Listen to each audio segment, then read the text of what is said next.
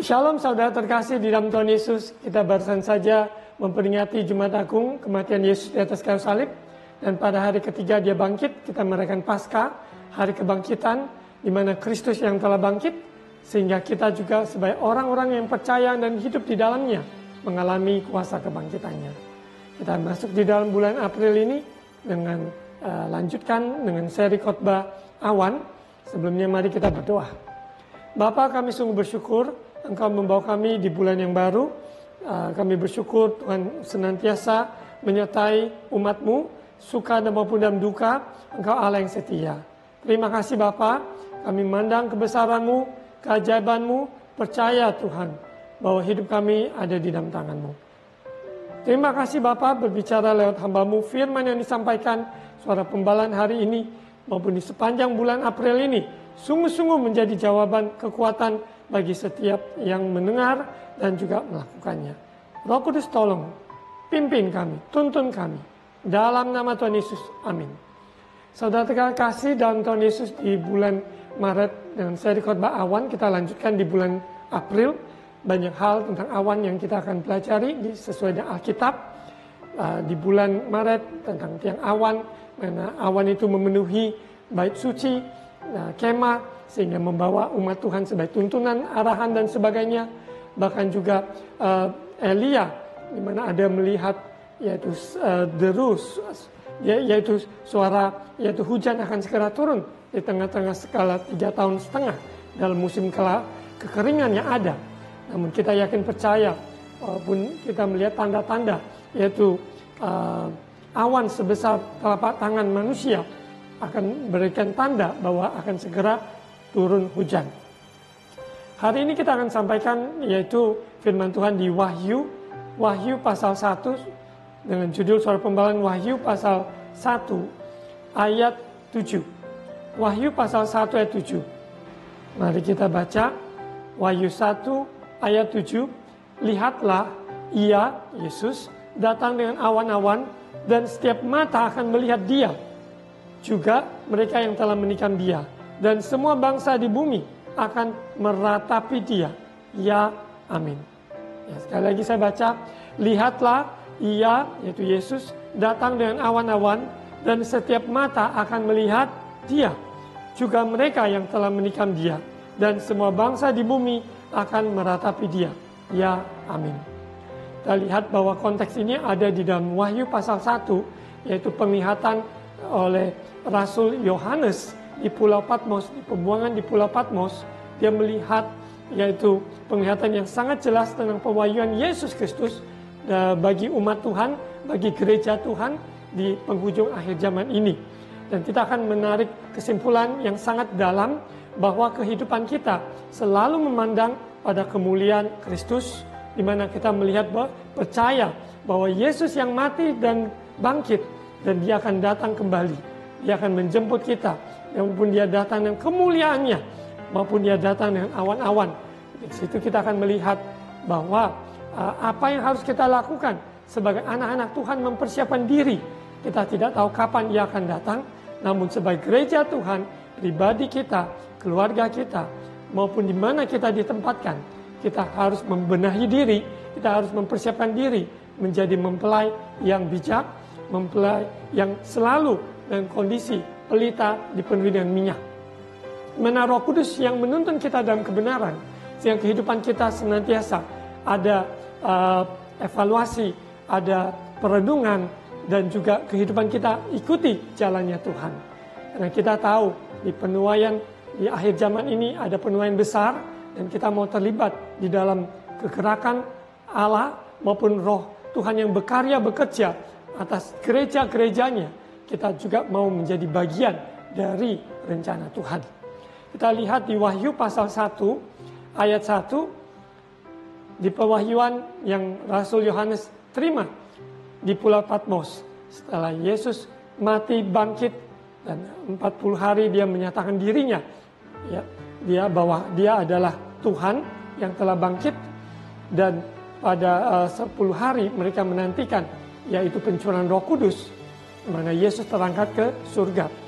Kedatangan Tuhan segera datang, kita tidak tahu kapan persis, tapi kita harus senantiasa berdoa dan berjaga-jaga. Kita lihat di Wahyu 1 ayat 1, inilah wahyu Yesus Kristus yang dikaruniakan Allah kepadanya supaya ditunjukkannya kepada hamba-hambanya apa yang harus segera terjadi. Ya. Dan oleh malaikatnya yang diutusnya, ia telah menyatakannya kepada hambanya Yohanes. Yohanes telah bersaksi tentang firman Allah dan tentang kesaksian yang diberikan oleh Yesus Kristus, yaitu segala sesuatu yang telah dilihatnya. Kita sadari bahwa dari kitab nabi-nabi maupun sampai Injil yang ada, perjanjian lama, perjanjian baru, Taurat, semuanya penggenapannya yaitu di dalam Yesus Kristus. Ya, tidak ada satu titik pun yang boleh kita tambahkan ataupun kurangi. Karena sepenuhnya Kristus menjadi pusat, yaitu firman Allah yang menjadi manusia dan tinggal di dalam kita. Dan dia berkarya selama di muka bumi ini. Dan dia dimuliakan maupun juga dia terangkat ke surga. Kita sadari bahwa roh Tuhan yang dicurahkan bagi umatnya, sehingga kita semua dapat mengaku bahwa dia adalah Tuhan. Kita berseru ya Aba, ya Bapa. Sehingga pengenalan kita akan Bapa, yaitu Roh Kudus, karya Roh Kudus. Sehingga kita mengenal hati Bapa. Kita muliakan, tinggikan nama Yesus, nama di atas segala nama. Apa yang Yohanes terima, yaitu kesaksian tentang Yesus Kristus pribadi, yaitu juru selamat kita, Tuhan, Raja di atas segala raja. Inilah menjadi bagian kita sebagai anak-anak Tuhan di zaman akhir ini, supaya sungguh-sungguh merindukan kedatangan Tuhan. Walaupun kondisi situasi, tanggung jawab yang harus kita lakukan selama di muka bumi, lakukan sebaik-baiknya dengan sepenuh hati. Kita hidup untuk Kristus. Apabila kita mati adalah sebuah keuntungan, karena kita bersama Kristus untuk selama-lamanya. Dan kita sadari bahwa kehidupan kita yang sementara ini kita harus pergunakan semaksimal. Ajari kami menghitung hari-hari supaya hati kita memperoleh hati yang bijaksana untuk melakukan kehendak Bapa. Di mana Rema tahun 2024, jadilah engkau kudus sebab aku kudus. Ini kehendak Bapa dalam hidup kita, hidup dalam kekudusannya, yang dikuduskan oleh darah Yesus. Ya, kehidupan kita dilayakan, dibenarkan, baik kita hidup dalam takut akan Tuhan. Di ayat 3, berbahagialah ia yang membacakan dan mereka yang mendengarkan kata-kata nubuat ini, dan yang menuruti apa yang ada tertulis di dalamnya, sebab waktunya sudah dekat.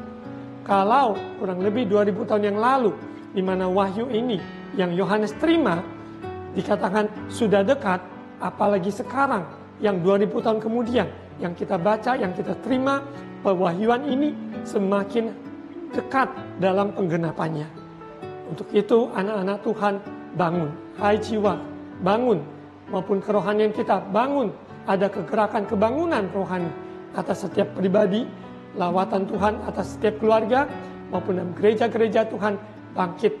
Inilah waktunya di mana Tuhan yang berkarya, bekerja, menguduskan umatnya, mempersiapkan menjadi mempelai yang bijak. Sebab waktunya sudah dekat. Yang kita dengarkan kata-kata nubuat ini, maupun membaca, mendengar, dan menuruti. Ya, firman Tuhan, nubuatan yang disampaikan, yang ada yang sudah digenapi, ada yang sedang digenapi, ada yang akan digenapi. Di Wahyu pasal 1 ayat 7 ini, yang akan digenapi ini, ialah kita siapkan diri, sungguh-sungguh dekat dengan Tuhan, hati kita tenang, pikiran kita terfokus, ada pembaharuan budi, sehingga pikiran kita adalah kita minta pikiran Kristus membaharui. Sehingga apa yang tidak kita dengar, apa yang kita tidak lihat, apa yang tidak timbul dalam hati, telah Tuhan siapkan, sediakan bagi kita. Yaitu kuasa Roh Kudus yang dicurahkan. Di ayat Salam kepada ketujuh jemaat, ayat 4, di mana Tuhan gerejanya, dia sangat mengasihi gerejanya, karena itu adalah tubuhnya. Ya. Jadi kita adalah bagian dari tubuh Kristus yang terdiri dari berbagai daerah wilayah maupun dari latar belakang berbagai denominasi yang ada secara yang ada di dunia. Tapi kita sadari kita semua adalah satu tubuh Kristus. Kristus menaruhkan kepalanya di atas tubuhnya, yaitu kedatangan dia untuk biarlah umat Tuhan siapkan diri, ada bersatu dalam sehati dalam doa, dalam roh, maupun di dalam persekutuan yang manis. Kita saling mengasihi, saling menasihatkan, saling menguatkan, sehingga hari-hari menjelang kedatangan Yesus kita semua siap.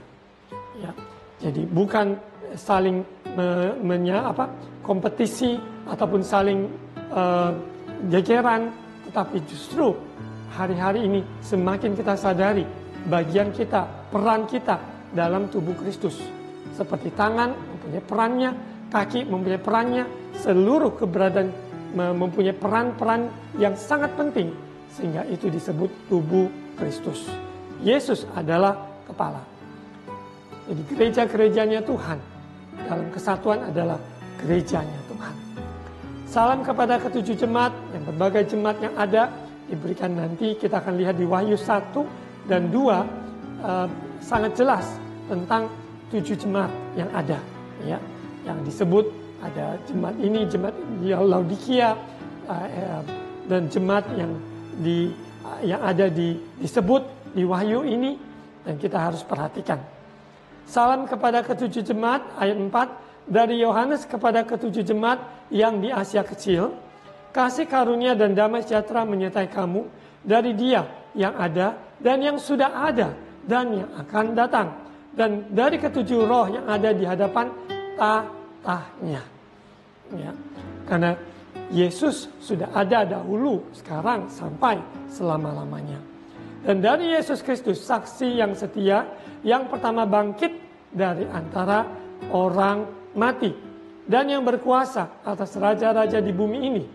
Bagi Dia yang mengasihi kita, dan yang telah melepaskan kita dari dosa kita oleh darahnya. Kita baru memperingati, yaitu Jumat Agung, di mana dosa kita yang hebat, yang kutukan, yang harusnya kita menerima hukuman setimpal. Namun, oleh kasih anugerah Tuhan, Yesus telah menanggung di atas kayu salib, mengatakan sudah selesai. Dan Dia ubah kutuk, kemiskinan, kegagalan, kebodohan, yang ubah minus menjadi plus.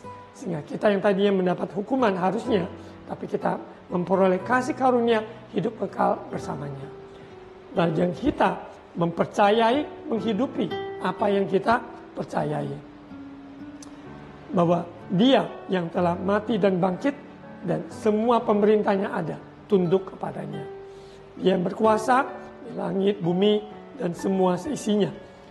Ayat 6, dan yang telah membuat kita menjadi suatu kerajaan, menjadi imam-imam bagi Allah, Bapanya, bagi Dialah kemuliaan dan kuasa sampai selama-lamanya. Amin. Kita disebut imamat yang raja ini, bangsa yang kudus, umat kepunyaan Allah. Ya, jadi hidup kita bukan kita lagi, tapi Kristus yang hidup di dalam kita. Sehingga kita tidak hidup sia-sia bagi perkara-perkara yang sementara, tapi hidup kita dipersembahkan untuk kemuliaan Tuhan. Seperti firman Tuhan katakan, persembahkanlah tubuhmu sebagai persembahan yang hidup, kudus, dan berkenan. Ya, inilah kehendak Allah dalam hidup kita. Kehidupan orang percaya senantiasa selalu ada di dalam berjaga-jaga. Kita tahu hidup ini sementara, talenta yang ada, karunia yang ada, kesempatan yang ada, pergunakan sebaik-baiknya untuk memuliakan Tuhan. Menjadi berkat bagi keluarga kita, bagi lingkungan di mana kita ditempatkan, di mana hidup kita sebagai garam dan terang.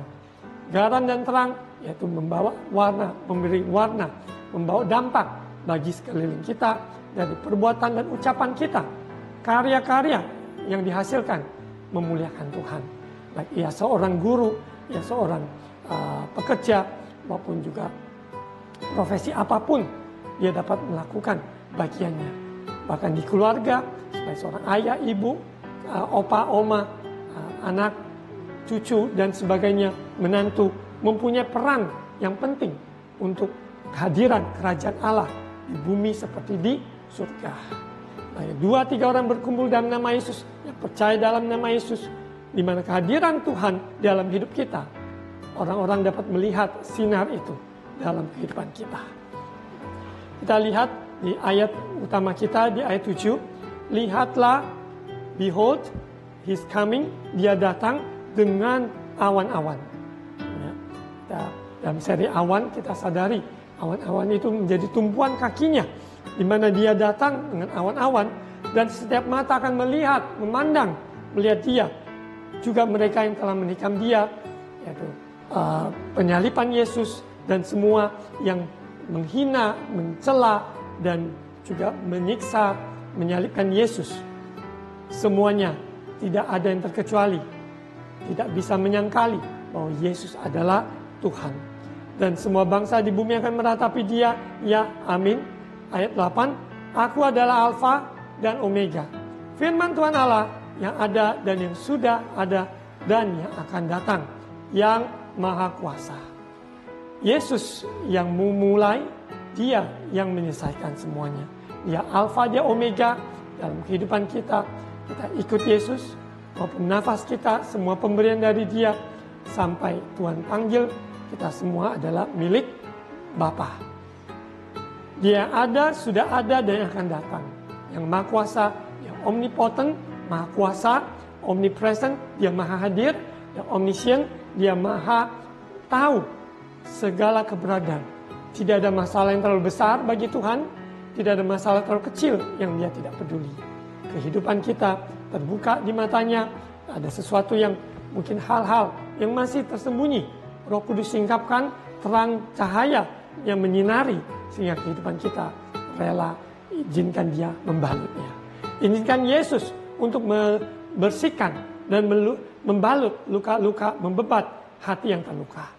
Dan dia pulihkan menjadi hati yang baru, hati yang penuh firman, hati yang penuh kasih, hati yang penuh, yaitu roh Tuhan. Sehingga kehidupannya dapat berbuah. Ya, baik buah pertobatan, dan buah pelayanan, dan buah roh dalam kehidupannya. Kita lanjut bahwa kalau saudara baca terus ada di Wahyu pasal 1, nanti saudara akan melihat bagaimana pesan Tuhan kepada jemaat-jemaat yang ada. Ya, luar biasa, di mana penglihatan yang di Patmos tersebut, baik jemaat di Efesus, Smyrna, Pergamus, Tiatira di pasal 3, Sardis, Philadelphia, Laodikia. Ya, semua itu menunjukkan gambaran gereja Tuhan, milik Tuhan, dan Tuhan mengoreksi, Tuhan menegur, memberikan rekomendasi dan sebagainya, karena dia mengasihi gerejanya. Yang mana kita semua adalah satu, yaitu gerejanya Tuhan. Dan sekalipun berbeda-beda jemaat, tetapi adalah satu, yaitu gerejanya Tuhan. Kita lihat bahwa tadi itu ada di Wahyu, dan kita akan lihat di Yehezkiel, di mana Nabi ini melihat kemuliaan Tuhan, di mana Yesus yang waktu itu di masa Yehezkiel, Yesus belum lahir, ya, tapi memberikan sebuah gambaran kedatangan Yesus yang pertama kali, yaitu datang ke muka bumi ini, lahir sebagai seorang bayi, dan Yesus yang akan datang kembali yang kedua, yaitu menjemput kita, dan semua itu ada penuh dengan kemuliaan. Kita akan lihat bagaimana Nabi Yehezkiel melihat kemuliaan Tuhan. Ini ada kita lihat di Yehezkiel pasal 1 ayat 28. Seperti busur pelangi yang terlihat pada musim hujan di awan-awan, demikianlah kelihatan sinar yang mengelilinginya. Begitulah kelihatan gambar kemuliaan Tuhan. Tak kala aku melihatnya, aku sembah sujud. Lalu kudengar suara Dia yang berfirman.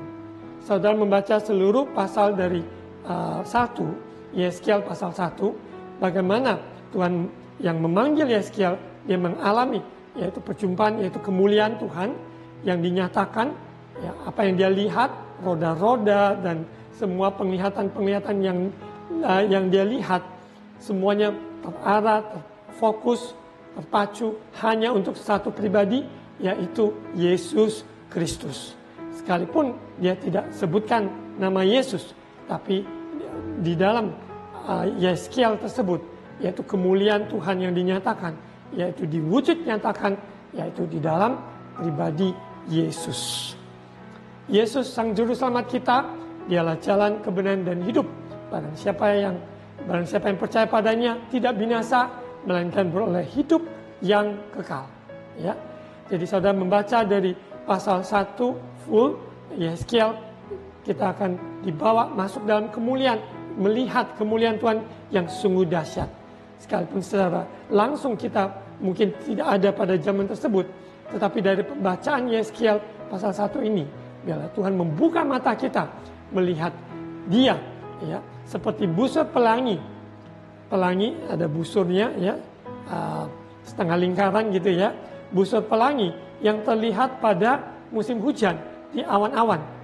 Ya, pelangi terlihat musim hujan di awan-awan yang ada sinar, ya.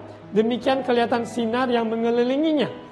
Sungguh indah, ya. Tidak bisa terucapkan, tertuliskan dengan begitu rupa apa yang Yeskiel lihat. Begitu pula apa yang Yohanes lihat di Pulau Patmos. Dalam menuliskannya, menggambarkannya, sangat terbatas dalam bahasa manusia.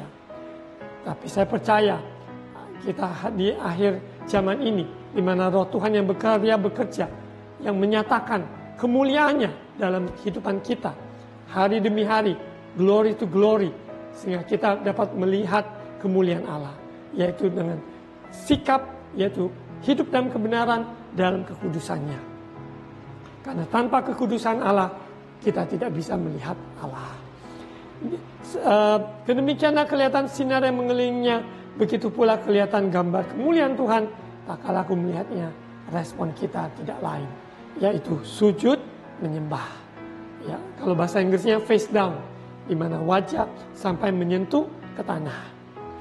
Lalu ku dengar suara Dia yang berfirman, dan seterusnya. Saudara bisa membaca di pasal yang berikutnya dan sebagainya, perjalanan Nabi Yeskiel. Dan hamba-hamba Tuhan yang lainnya juga penuh kemuliaan, mereka melihat yaitu kemuliaan Tuhan. Dan ini yang kita rindukan juga.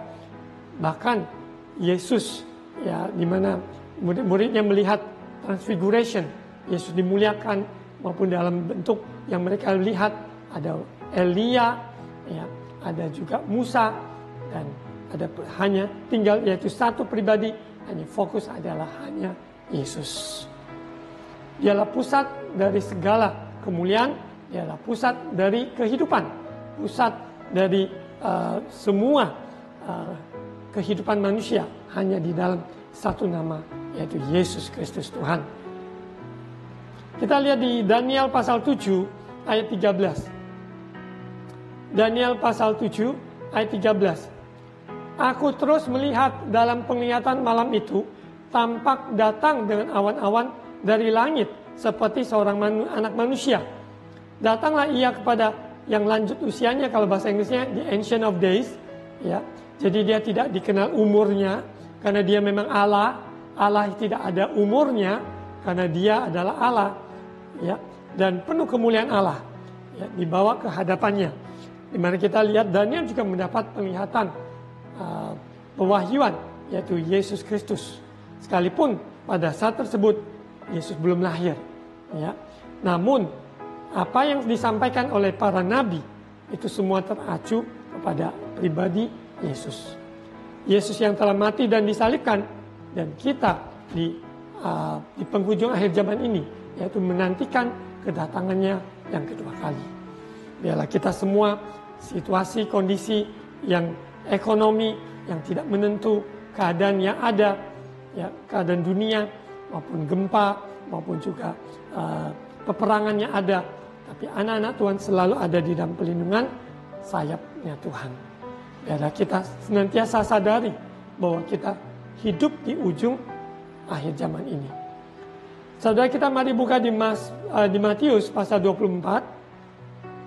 Matius 24, saudara bisa membaca seluruh satu pasal, tapi saya nanti akan fokuskan di ayat yang saya fokuskan. Saudara baca di pasal 24, ada perikop bait Allah akan diruntuhkan, ya. Ini semua ada yang ada yang sudah dibuatkan terjadi, ya, ada yang sedang terjadi, ada yang akan terjadi. Terus ada permulaan penderitaan dan juga siksaan yang berat dan Mesias palsu. Jadi hari-hari ini kita sadari kita harus mendapat makanan yang sehat, segar, yaitu sepenuhnya firman Tuhan. Ya. Jadi hati-hati maupun dalam YouTube channel, berbagai channel yang ada, saudara perhatikan sesuatu yang menyimpang dari ajaran Yesus, yang mempunyai dikatakan Injil yang lain, itu bukan Injil yang Yesus, dari Yesus. Itu Injil yang lain yang bukan Injil Yesus. Harus kita sungguh waspada dan jauhi, dan hidup kita harus benar-benar dikuasai oleh firman Tuhan. Hidup kita dipenuhi dengan firman Tuhan. Persekutuan dengan orang-orang kudus, hamba-hamba Tuhan yang dipercaya, yang dapat dipercaya, yang dapat kita dapat panutan, yang dapat dibimbing kerohanian kita ke rumput hijau yang tenang, sehingga kita lebih dekat dengan Tuhan.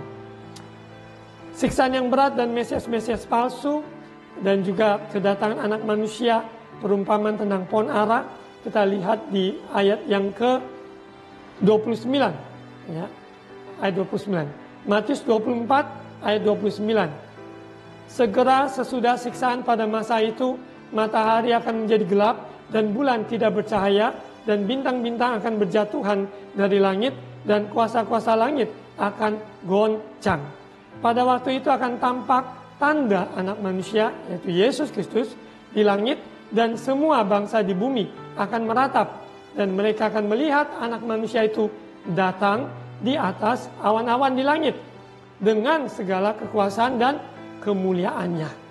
Ya, dan lanjutkan, dan ia akan menyuruh keluar malaikat-malaikatnya dan meniup sangkakala yang dahsyat bunyinya, dan mereka yang akan mengumpulkan orang-orang pilihannya dari keempat penjuru bumi, dari ujung langit yang satu ke ujung langit yang lain. Ya, dan seterusnya. Biarlah kita menyadari bahwa Yesus yang akan datang yaitu di awan-awan. Dan di situ kita tidak bisa menyangkali bahwa kita harus menyiapkan diri, sehingga kedatangan Yesus adalah hal yang kita nanti-nantikan, bukan hal yang menakutkan, tapi hal yang kita nanti-nantikan. Ya, bahkan di perikop berikutnya, di ayat 37 sampai selesai, dikatakan bahwa nasihat supaya berjaga-jaga. Ya, kita tidak tahu kapan ia akan datang. Perumpamaan tentang hamba yang setia, hamba yang jahat. Kedatangan Yesus segera, kita mau menjadi hamba yang kedapatan melakukan pekerjaan yang Dia percayakan. Kita tidak sia-siakan apa yang Tuhan sudah percayakan. Mari kita lihat di 1 Tesalonika 4. Ya, saudara bisa membaca perikop kedatangan Tuhan ayat 13 sampai 18, tapi saya akan membaca dari ayat 16, 17 ya, dan 18. Ayat 16, 17 dan 18. Sebab pada waktu tanda diberi, yaitu pada waktu penghulu malaikat berseru dan sangkakala Allah berbunyi, maka Tuhan sendiri akan turun dari surga, dan mereka yang mati dalam Kristus akan lebih dahulu bangkit. Sesudah itu kita yang hidup, yang masih tinggal, akan diangkat bersama-sama dengan mereka dalam awan menyongsong Tuhan di angkasa. Demikianlah kita akan selama-lamanya bersama-sama dengan Tuhan. Karena itu hiburkanlah seorang akan yang lain dengan perkataan-perkataan ini. Jadi ada yang sebagian orang yang sudah mati ya sebelum kedatangan Yesus, dan kita yang kalau Tuhan datang kita masih dalam kondisi yang masih hidup, ya angkat hidup-hidup. Semuanya kita akan berjumpa dengan Dia di awan-awan. Ya, jadi dengan kondisi seperti itu, yaitu hari yang kita nantikan. Dengan sementara kita menantikan, kita berdoa berjaga-jaga, melakukan bagian kita, dan sungguh-sungguh di dalam hidup dalam kebenaran sebagai saksi yang hidup, melakukan perintah-perintahnya. Ya, jadi demikian firman Tuhan. Mari kita berdoa. Bapa, terima kasih atas firman-Mu ya dan amin. Roh Kudus tolong kami supaya kami semua berdoa berjaga-jaga, mempersiapkan diri untuk kedatangan-Mu yang kedua kali. Terima kasih Bapa, hidup dalam kekudusan, hidup dalam kebenaran. Dalam nama Yesus. Amin. Saudara terkasih, ini minggu yang pertama kita ada perjamuan kudus. Mari siapkan diri untuk menerima tubuh dan darah Yesus, di persatuan tubuh dan darah Yesus setelah nyanyian ini.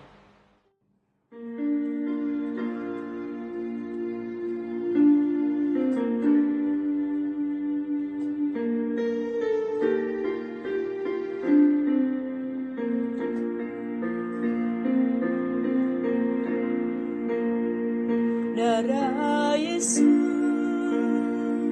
yang mengalir dari tubuh yang dicambuk darah, kepala yang dimahkotai duri darah, tangan dan kaki yang dipaku darah, lambung yang ditusuk tombak darah, darah Yesus, darah Yesus menebus seluruh hidupku dari dosa, menanggung sakit dan kelemahanku, melepaskanku dari kutuk. Darah Yesus yang mengalir dari tubuh yang dicambuk darah, kepala yang dimahkotai duri darah, tangan dan kaki yang dipaku darah, lambung yang ditusuk tombak darah, darah Yesus, darah Yesus menebus seluruh hidupku dari dosa, menanggung sakit dan kelemahanku, melepaskanku dari kutuk. Darah Yesus, darah Yesus menebus seluruh hidupku dari dosa, menanggung sakit dan kelemahanku, melepaskanku dari kutuk. Darah Yesus, darah Yesus menebus seluruh hidupku dari dosa, menanggung sakit dan kelemahanku, melepaskanku dari kutuk, melepaskanku dari kutuk, melepaskanku dari kutuk.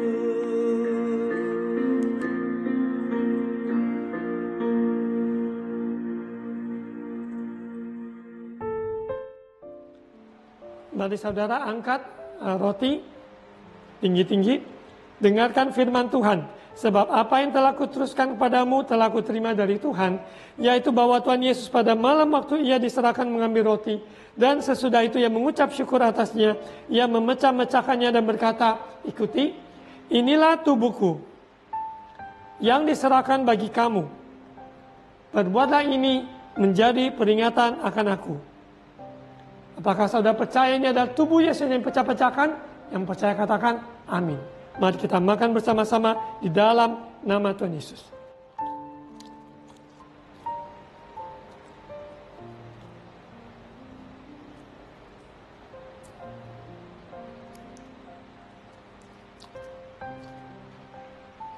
Mari angkat cawan melebihi kepala. Demikian juga yang mengambil cawan sesudah makan, lalu berkata, ikuti, cawan ini adalah perjanjian baru yang dimateraikan oleh darahku. Perbuatlah ini setiap kali kamu meminumnya menjadi peringatan akan aku. Apakah saudara percaya ini adalah darah Yesus yang tercurah bagi kita semua? Yang percaya katakan amin. Mari kita minum bersama. Inilah darah Yesus, dalam nama Yesus. Mari ucapkan syukur, terima kasih Tuhan. Terima kasih atas tubuh dan darah-Mu. Pengorbanan-Mu sempurna, karya-Mu sempurna. Engkau menanggung segala sakit penyakit kami, dosa kami, kutukan apapun di atas kayu salib. Engkau telah menanggung semuanya. Terima kasih Bapa atas tubuh dan darah-Mu. Semua pergumulan umat-Mu, Engkaulah jawabannya. Engkaulah kemenangannya. Engkaulah sukacita kami, damai sejahtera kami. Terima kasih Bapa, berkati bangsa negara kami Indonesia, berkati pemerintahan kami, berkati juga gereja-gereja Tuhan bersatu di dalam Engkau. Yesus Kristus adalah kepala gereja. Terima kasih Bapa, kami serahkan dalam tangan-Mu di bulan yang baru, bulan April. Tuhan curahkan berkat-Mu, rohani dan jasmani. Mari terima ucapan berkat, Imam. Ucapan berkat, Tuhan memberkati engkau dan melindungi engkau. Tuhan menyinari engkau dan wajahnya dan memberi engkau kasih karunia. Tuhan menghadapkan wajahnya padamu dan memberi engkau damai sejahtera. Terimalah berkat kasih karunia dari Allah Bapa, cinta kasih dari Tuhan Yesus, persekutuan Allah Roh Kudus menyertai kita semua hari ini sampai Maranatha Yesus datang kembali. Di dalam nama Tuhan Yesus. Amin.